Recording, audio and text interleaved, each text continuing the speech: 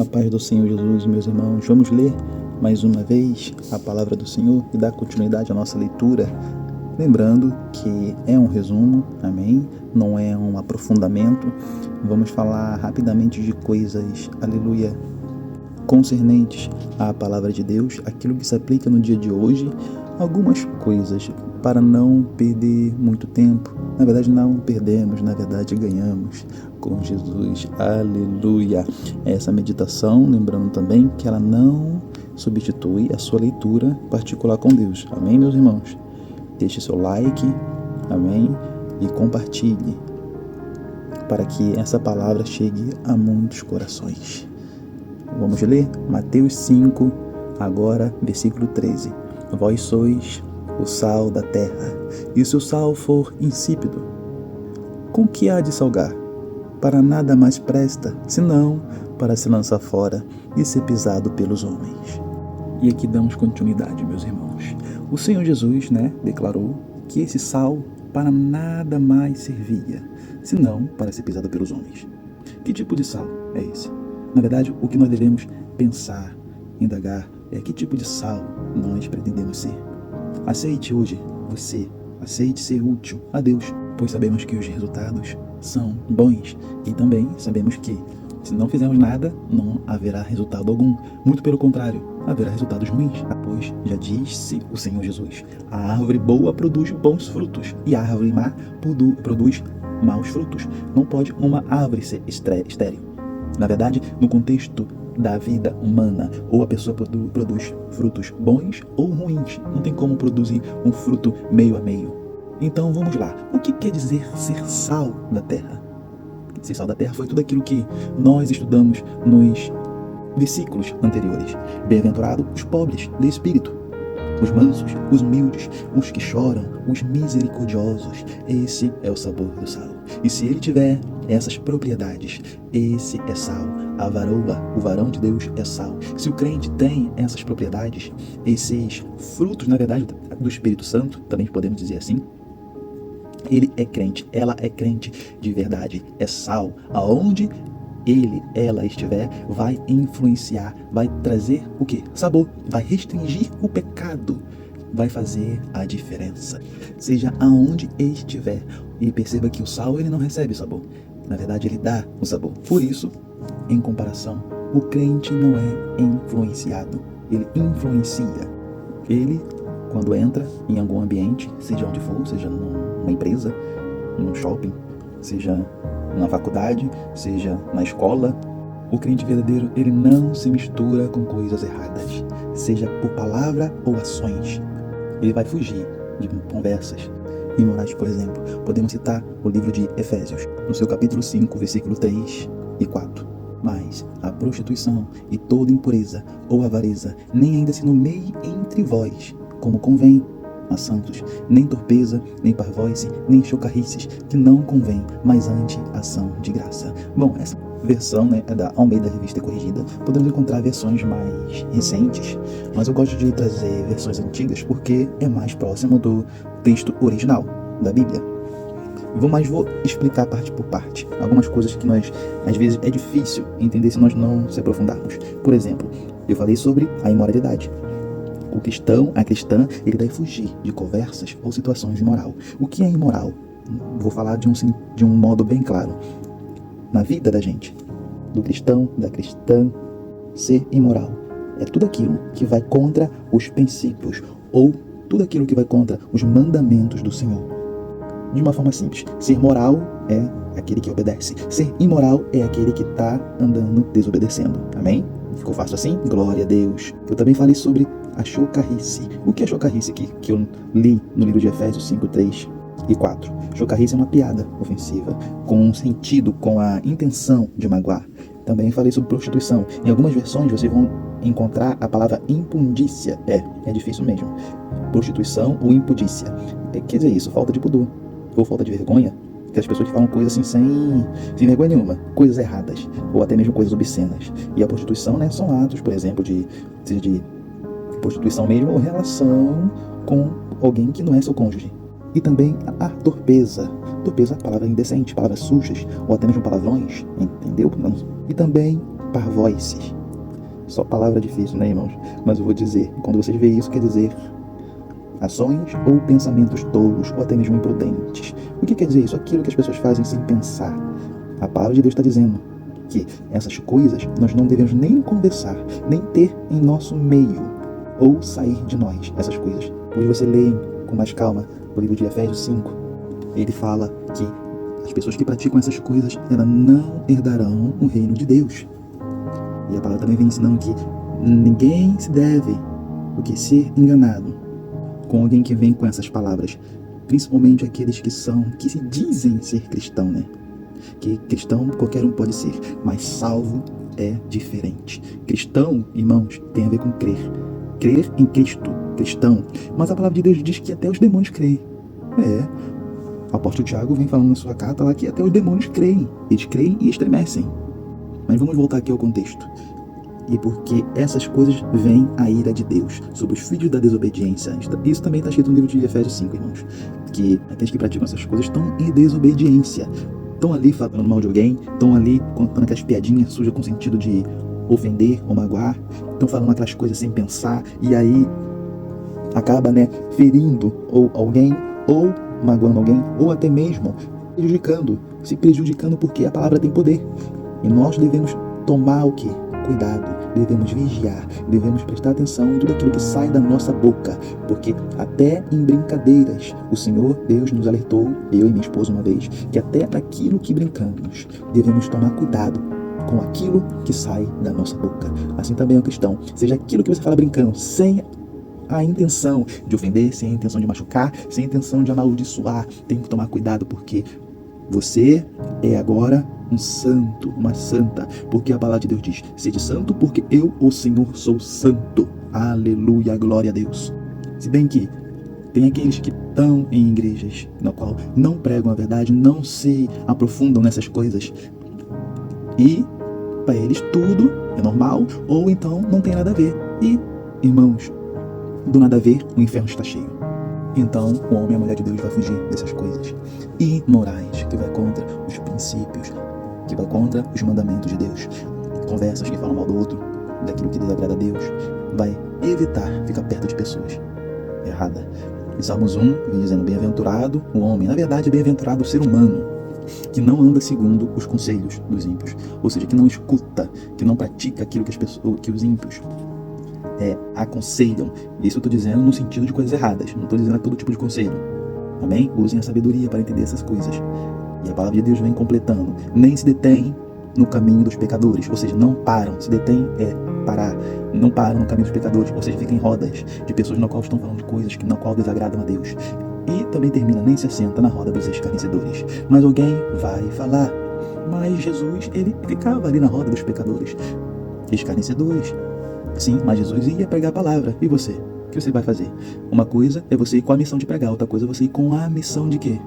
De conversar a mesma coisa que ele? Ou você influencia, ou você é influenciado. Vai ficar arrumando desculpa para poder pecar, para ficar na rodinha dos escarnecedores, conversando, falando daquilo que desagrada a Deus, ou até mesmo ouvindo a palavra de Deus, que bem-aventurado, abençoado, feliz. Por quê? Bem-aventurado é aquele que Deus abençoa.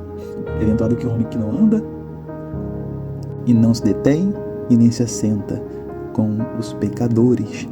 Mas, se for para fazer isso, seja na direção de Deus e levando a palavra de Deus. Porque quando Jesus, ele se sentava, quando ele parava em algum lugar como esses, falava da palavra de Deus. E falando da palavra de Deus, muitos se convertiam, outros eram curados. Se você não for para fazer a missão, corra dessas coisas. Se você não for para fazer uma missão na qual Deus te designou ali para realizar, não caia nessa furada. Lembrando que devemos separar bem as coisas. Estou falando sobre coisas erradas. Eu não estou falando numa roda na qual uma reunião de serviço, numa reunião ali entre família. Mas se você vê que está começando a surgir coisas erradas, você fuja disso. Porque aí você vai estar agradando a Deus, mas por outro lado você vai estar desagradando aos homens. Então, o que é melhor para você na sua vida? Desagradar a Deus ou desagradar aos homens? Jesus mostrou o que é ser designado por Deus para fazer uma obra na casa de alguém, por exemplo, que é um pecador. Lucas 19:8 é um exemplo. Jesus entrou ali na casa de Zaqueu, né? E Zaqueu, depois que ouviu o Senhor, ele, arrependido, falou: olha, Senhor, eu estou dando metade dos meus bens para os pobres. E se de alguma pessoa eu roubei alguma coisa, eu devolverei 4 vezes mais. E Jesus respondeu: hoje houve salvação nesta casa, porque este também é filho de Abraão. Então, quando o Senhor Jesus, ele entrava na casa de um pecador, ou ficava perto dos pecadores, ele pregava o arrependimento, pregava a conversão, ou seja, a mudança de vida. E ele foi designado. Também não caia na fada de sair pregando sem a permissão de Deus, porque nem todos estão prontos para ouvir, mas Deus é fiel para preparar cada ouvido no seu tempo certo. Se você orar pela sua família, se você orar pelos seus próximos, Deus prepara o ambiente, o terreno, para ali você plantar a palavra de Deus. E Deus também te prepara, porque é uma guerra. Não adianta ir pregar a palavra e não estar revestido, porque o inimigo não vai ficar parado. E aí muitos caem no quê? Em situações difíceis, porque o inimigo vai contra-atacar. O inimigo não quer que a pessoa na qual está ouvindo ali, recebendo a palavra, seja salva, e você está levando a palavra. Quem vai ser atacado? Você. O inimigo vai querer atacar a sua casa, a sua família, alguma área da sua vida. E sim, a busca, o jejum, a oração, e a oração constante. E é o jejum constante, é a subida no monte também, a leitura da palavra, a meditação na palavra, é estar dentro desses preceitos bíblicos, dentro dos mandamentos de Deus, do Senhor, para que nós venhamos estar revestidos da armadura de Deus, como diz em Efésios 6:10. Revestivos de toda a armadura de Deus. Não é aquilo que vem dos homens, não é aquilo que eu penso que é o certo, não é aquilo que eu acho que é o certo. É aquilo que a palavra diz. Amém, meus irmãos? Isso eu digo para que vocês venham estar preparados. Se vocês querem realmente levar a palavra de Deus, estejam prontos e preparados. E Deus, sabe que Deus sempre vai preparar um ambiente, um momento.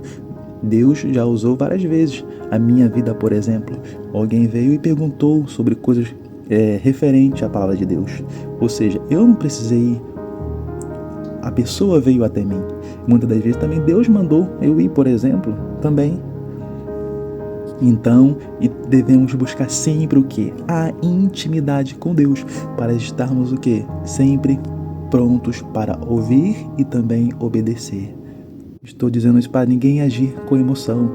Se você quer que seu próximo seja salvo, se bem que quando estamos casados, o nosso cônjuge, por exemplo, posso estar falando aqui com pessoas que não é casada, ou posso estar também dizendo a pessoas casadas. Então, diante disso, o que deve ser feito? Por exemplo, para quem é casado ou para quem tem filhos ou filhas dentro de casa. 1 Pedro 3:1 está escrito: do mesmo modo, mulheres, cada uma de vocês esteja sujeita a seu marido, para que mesmo se ele rejeitar a palavra, seja ganho sem palavras pela conduta da esposa. Vamos melhorar isso. Amém, irmãos? Vamos lá. Do mesmo modo, mulheres, cada um de vocês seja sujeita ao seu marido, ou seja, obedeçam, né? Para que mesmo ele, se rejeitar a palavra. O que é rejeitar a palavra? Rejeitar o evangelho, irmãos. Rejeitar a Cristo, não querer ser cristão. Isso é rejeitar a palavra. Amém? E ainda que essa pessoa, agora eu estou dizendo para todos, seja homem, marido ou mulher, esposa, ainda que eles venham a rejeitar a palavra, ele vai ser ganho por você, pela sua conduta. Amém? E assim nós também ganhamos muitos pela nossa conduta e pela busca. Deus, quanto mais buscarmos, mais Deus vai falar conosco, mais Deus vai usar pessoas para falar com você. E até mesmo vai falar com você em sonhos, ou alguns vai despertar dons. E através de você vai fazer uma grande obra. Eu já profetizo em nome do Senhor Jesus que você será muito usada por Deus. E quem crê, dá glória a Deus aí aonde você estiver. Agora voltando ali ao texto no qual nós lemos a respeito de Zaqueu. Vejam e percebam o efeito que a presença de Jesus fez ali. Não falo de sinais, prodígios, maravilhas, milagres. O Senhor Jesus pregou ali a palavra e já levava um testemunho de quem cumpria a palavra, mas também levava o poder de Deus, porque ele era obediente e também buscava. A busca dele 40 dias no deserto, uma campanha de 40 dias de jejum e oração. Diante disso, você reflita: qual é o efeito da sua presença meio a outras pessoas? Como as pessoas te veem? O que você tem falado? Houve mudança na vida de Zaqueu. Ele logo quis ajudar as outras pessoas, ou seja, mostrou arrependimento.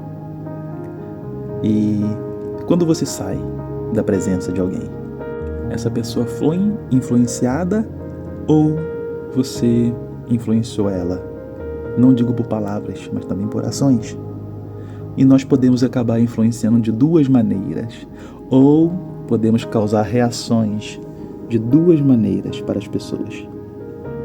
A palavra de Deus também falou sobre sermos luz. Nós somos sal e também somos luz do mundo. Muitos cristãos, irmãos, são denominados chatos, metidos ou até mesmo antissocial, pelo simples fato de não se misturar com conversas que desagradam a Deus, ou atitudes que desagradam a Deus. A verdade é que cristão verdadeiro não é chato, é separado, porque luz e treva não se misturam. E saibam que a sua melhor companhia é o Senhor. Ainda que você comece a se sentir, às vezes, um pouco sozinho, por exemplo, num ambiente público mais movimentado, como um serviço ou escola, faculdade, coisa do tipo, comece a orar a Deus e Deus vai ser a sua companhia. Deus vai tirar todo e qualquer tipo de sentimento no qual faz você se sentir sozinho. Mesmo sou um testemunho vivo no qual, quando comecei a me separar, até me senti um pouco sozinho. De vez em quando vinha aquele sentimento de nossa, estou sozinho, mas pela busca, nos jejuns, nas orações, na leitura da palavra, também subir nos montes, Deus foi me moldando. Ou seja, foi a busca, a perseverança em buscar. E buscar também quer dizer fazer sacrifícios, negar a si mesmo, como diz a palavra de Deus, que é a revelação do significado de levar a cruz. Quero dizer, o Senhor disse: se quiser me seguir, negue a si mesmo, todos os dias. E repare que o primeiro é preciso negar a si mesmo, ou seja, as próprias vontades, desejos. Isso são sacrifícios. E muitas das vezes, negar a si mesmo é uma luta. E por isso a busca, ou seja, o jejum, a oração, a leitura da palavra, também é um monte. Deus vê como um sacrifício. Por quê? Por exemplo, para subir um monte, você separa seu tempo. Se o monte for longe, você vai gastar dinheiro. Você dá um esforço físico, por exemplo, para subir um monte. Enfrenta sol ou chuva. E isso é um sacrifício aceitável a Deus, ainda mais quando é de coração. E como diz a palavra de Deus em Salmos 51:17, os sacrifícios que agradam a Deus são um espírito quebrantado, um coração quebrantado e contrito.